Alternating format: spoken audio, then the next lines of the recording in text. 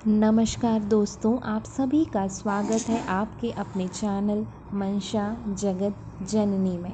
दोस्तों, आज हम संतान सप्तमी व्रत एवं उसकी कथा के बारे में जानेंगे।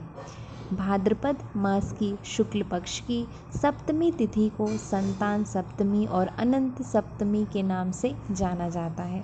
भविष्य पुराण में बताया गया है कि सप्तमी तिथि भगवान सूर्य को समर्पित है। सप्तमी तिथि के दिन भगवान सूर्य की पूजा अर्चना करने से आरोग्य और संतान सुख की प्राप्ति होती है। भविष्य पुराण में बताया गया है कि भगवान सूर्य की अष्टदल बनाकर उनकी पूजा करें, भगवान को घी का दीप दिखाएं, लाल कनेर फूल मिल जाए और यह भी उत्तम फलदायी होगा। इसके साथ गुड़ और आटे का प्रसाद बनाकर भगवान सूर्य को अर्पित करें। सूर्य देव की पूजा में लाल वस्त्र धारण करना चाहिए। तो चलिए सुनते हैं आज संतान सप्तमी व्रत कथा। संतान सप्तमी व्रत संतान सुख प्रदान करने वाला व्रत है। इस व्रत से संतान को आरोग्य और दीर्घ आयु की प्राप्ति होती है। भगवान श्री कृष्ण ने एक बार पांडुपुत्र युधिष्ठिर को भाद्र मास की शुक्ल पक्ष की सप्तमी तिथि के महत्व को बताते हुए कहा था कि इस दिन व्रत करके सूर्यदेव और लक्ष्मी नारायण की पूजा करने से संतान की प्राप्ति होती है।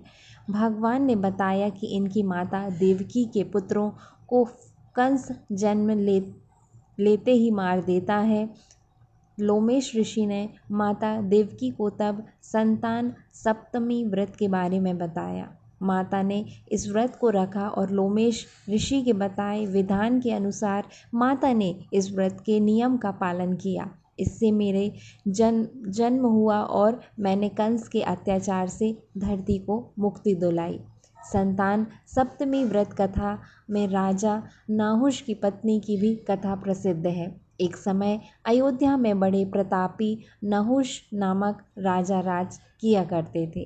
राजा की पत्नी का नाम चंद्रमुखी था, जिनकी एक प्रिय सहेली रूपमती थी। एक बार रानी चंद्रमुखी अपनी सहेली के साथ सरयू तट पर स्नान करने गईं, तो वहां उन्होंने देखा कि बहुत सी महिलाएं संतान सप्तमी व्रत का पूजन कर रही थीं। रानी अपनी सहेली के साथ वहां बैठकर संतान सप्तमी व्रत पूजन देखने लगी। उन्होंने भी निश्चय किया कि संतान प्राप्ति के लिए वह भी इस व्रत को रखा करेंगी, लेकिन समय अंतराल में वह भूल गईं। समय का चक्र चलता रहा और रानी और उनकी सहेली देह त्याग पर परलोक चली गईं। फिर इनका पशु समेत अनेक योनियों में जन्म हुआ। फिर उन्होंने अपने कर्मफल से मनुष्य शरीर प्राप्त किया। रानी चंद्रमुखी ईश्वरी नामक राजकन्या हुई और उनकी सहेली रूपमती ब्राह्मण की कन्या हुई।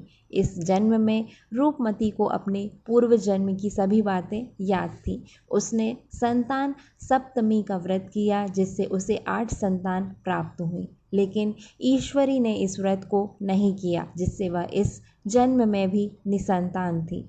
रूपमती के पुत्रों को देखकर ईश्वरी को जलन होती थी और उसने कई बार उन्हें मारने का प्रयास किया, लेकिन वह असफल रही। बाद में उसने अपनी गलती मान ली और रूपमती से क्षमा मांगी। रूपमती ने ईश्वरी को क्षमा कर दिया और संतान सप्तमी व्रत करने के लिए कहा।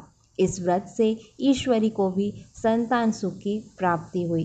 तो दोस्तों, यह थी संतान सप्तमी व्रत कथा एवं उससे संबंधित कुछ रोचक जानकारियाँ। ऐसे वीडियोस को पाने के लिए हमारे चैनल को लाइक करें, शेयर करें और सब्सक्राइब करें मंशा जगत जननी को।